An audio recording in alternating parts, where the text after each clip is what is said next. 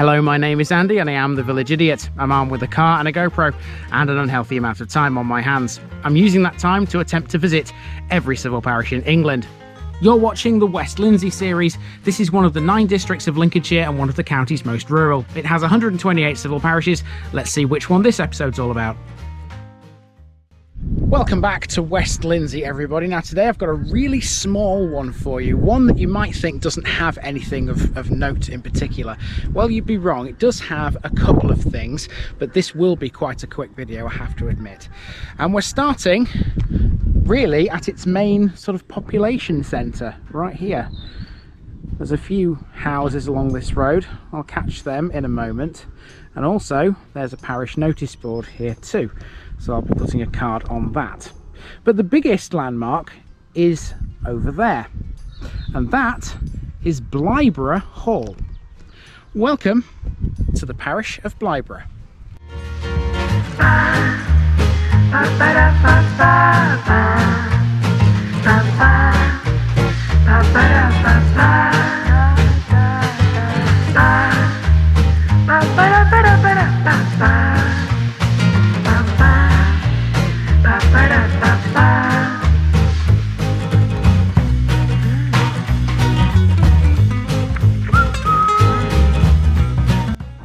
The West Lindsey series is sponsored by Gainsborough Cycles 01427 617 752. For all your cycling needs, this is your one-stop shop, located at 20 Ropery Road or online at gainsboroughcycles.com. There's a link in the description. Gainsborough Cycles, ask for Trevor Halstead. And this video is also sponsored by Jamie's Fitness Studio, based on Low Road, Greyingham, near Kirton in Lindsey. Jamie is one busy lady. Check her out by calling 07906 749 574 or emailing hello@jamies.co.uk. Online membership is available. There's a link to her Facebook page in the description. Jamie's Fitness Studio. Get fit, get happy, get healthy. Here's my disclaimer for people who may be watching me for the first time. I say things as I would in my native accent and dialect. As a result, I may not pronounce things in the same way as the locals do. Remember, I'm a visitor. It's impossible to know everything. Leave me a comment, spin me a like and bash that subscribe button. Let's get to today's parish video. Blyborough, with its population of 115, lies just off the B1398, 9 miles to the east of Gainsborough, 16 miles north of Lincoln, and 3 miles south of Kirton in Lindsey. This is the tiniest village we've covered for a while in West Lindsey. It doesn't have a great deal, but what it does have is mightily interesting. Blyborough's defining feature is Blyborough Hall, a huge mansion which was once the seat of an enormously wealthy family, the Luards, who were the principal landowners. Part of the name, borough, means a fortified place, but the first element, Blithe, is believed to have 2 meanings. For one, it could be a reference to the word Blithe, meaning gentle merry stream. That would make sense, as there are springs in this part of West Lindsey and a stream rises here. Alternatively, it could refer to the personal name Blīða. Whatever the case, Blyborough is not the kind of place you'd normally associate with the RAF or its predecessor, the Royal Flying Corps. However, there are many links with those here. We'll see as we walk around one piece of wartime history which is hidden in plain sight almost, and we'll drive over another at the end of the video. Oh, and by the way, there's a football ground here too. Let's go.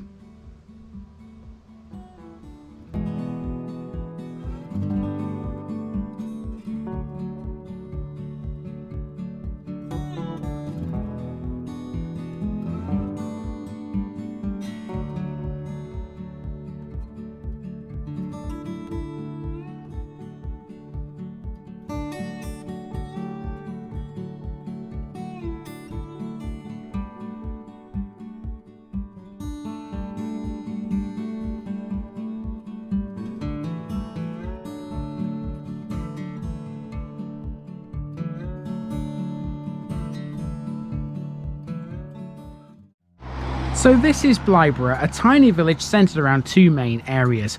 Where we are here is Blyborough Village, and to the east there's a separate area known as Blyborough Grange. It's a small one, but a good one. This is the main population centre, West Beck Lane, which runs between Willerton and the B1398, Middle Street, which, if followed, takes you over the border into North Lincolnshire and into Kirton in Lindsey. Here's the parish notice board. I wasn't expecting one of these here. That's now 76 down in West Lindsey and only 52 to go.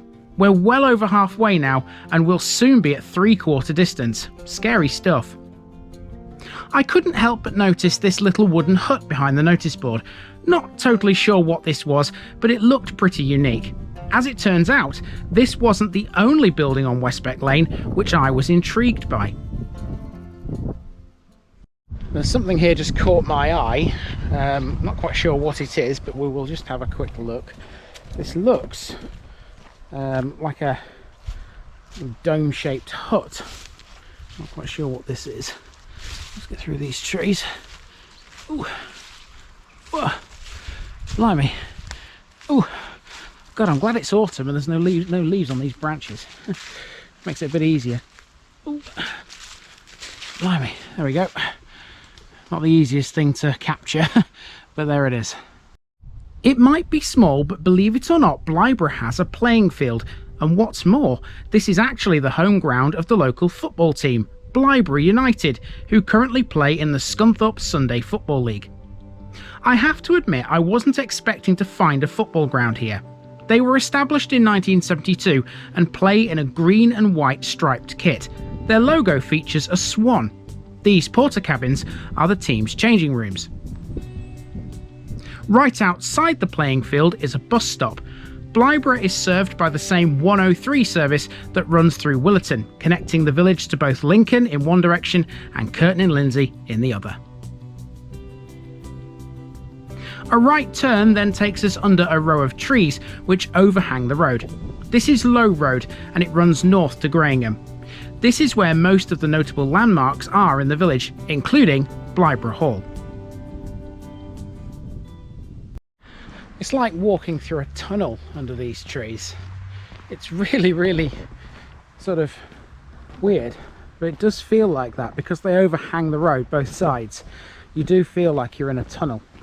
And of course I have been in some tunnels before on this channel, so I do know what that feels like. There's a car coming. Stand to the side a second. Would you believe me if I told you that's only the second car I've seen so far since I've been here? It's a very quiet part of West Lindsey, this. Again, like Willerton, this is one I've never been to before.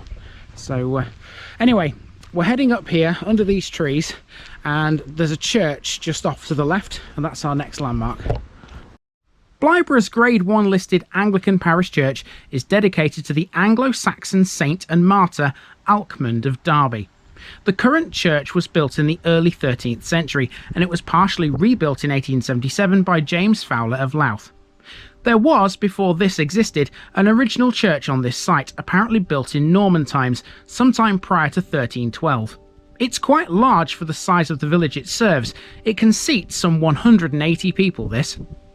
The church was locked, so once again we're not able to get inside to see what's there. On the door there's some information as to why it's kept locked, along with a list of the other churches in the local group. In the churchyard there's a yew tree which is over 200 years old. It acts as a memorial to all who gave their lives for this country and freedom. In 2001, a second yew tree was planted here to celebrate the millennium. That's not the only thing I've found of note like that here. Look, this water service was donated in memory of, I think that's C.R. Heath, churchwarden, died 22nd of July 1980, and W.P. Johnson died 9th of October 1980. And this is just as you leave the churchyard. Okay, now while we're on the subject of memorials, there's also a very notable memorial around here, and it's over in that direction over there. Let's go and check that out next. Where we're standing here is at one of the entrances to Blyborough Hall. The hall is behind us in this shot. In front of us, there's the memorial I was referring to, and if you're struggling to see it, well, that's because it's not obvious. The memorial is a double line of lime trees which flank either side of the track which runs up to the B1398. This is the Strawson Memorial and it remembers a member of the RAF, Squadron Leader John Strawson. One of the small gate piers which stand at the end of the avenue tells us a little about him. He was a Battle of Britain pilot who was killed in Libya in 1942 at the age of 26. The trees were planted in the year 2000 by his brother. This isn't the only bit of wartime history Blyborough has. In World War I, 50 acres of land to the east of the village was given over to the Royal Flying Corps for use as a landing ground. Number 33 Squadron were based at it between 1916 and 1918. Now this is not a public footpath, and that explains why this gate is locked. So I won't be walking down there to the other end. It's just a road at the other end. And to be honest with you, even if I could walk down there, what would you see apart from, you know, this that you're looking at now? You'd still be seeing the same lime trees and the same flock of sheep, really, all the way up. So that's pretty much pointless. Now, one thing we haven't yet spoken about is Blyborough Hall. Now, we can't access Blyborough Hall because it's private. It's up here. It's opposite the Strawson Memorial, over there behind those trees. Even though we can't access it, what I can do is tell you a little bit about it. So here comes a special section about Blyborough Hall. Aside from the church, Blyborough has two other listed buildings. One is Blyborough Grange farmhouse and the other is Blyborough Hall. The hall is of early 18th century construction and stands to the west of the village. The hall is believed to be a remodelling of an earlier, possibly medieval structure. It's a two-storey house laid out in an L shape. Its frontage has 7 irregular bays, and a drawing from 1794 shows a wing on its north side, which appears to have now gone. Made of stone, the mansion was formerly the seat of the Suitcote and Borayan families, but for many generations the enormously wealthy Luard family lived here. They acquired their wealth through sugar plantations in the West Indies. In the late 1800s, the Luards were Blyborough's principal landowners. 2 Luard brothers fought in the Peninsular War and at Waterloo. Both survived and are now memorialised in a stained glass window in the church. Now, the rest of Blyborough Parish is basically farmland, most of it arable, apart from this livestock area here where there's obviously sheep. So there isn't really much more to tell you about. However, to pad this one out a bit, I think what I'm going to do is put the camera on the dash and drive through the rest of the village, and trust me, there isn't much, towards the A15. On the way, we'll pass through Blyborough Grange, which is another area out to the east, and then when we hit the A15 we've hit the parish boundary, and that'll be the end of the episode. So I'm going to sign off here.